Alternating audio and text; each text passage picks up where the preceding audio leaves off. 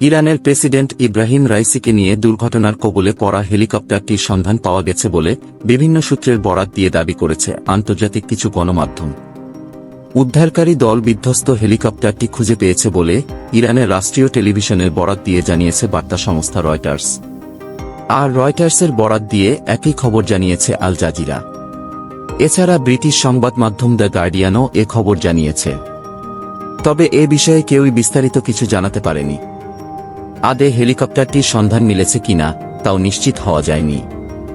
তবে দুর্ঘটনাস্থলের কাছে থাকা ইরানি রেড ক্রিসেন্টের একজন কর্মকর্তা জানিয়েছেন, রাইসিকে বহনকারী হেলিকপ্টারটি পাওয়া গেছে এমন অসমর্থিত বা নিশ্চিত না হওয়া খবর দিচ্ছে স্থানীয় কিছু মিডিয়া।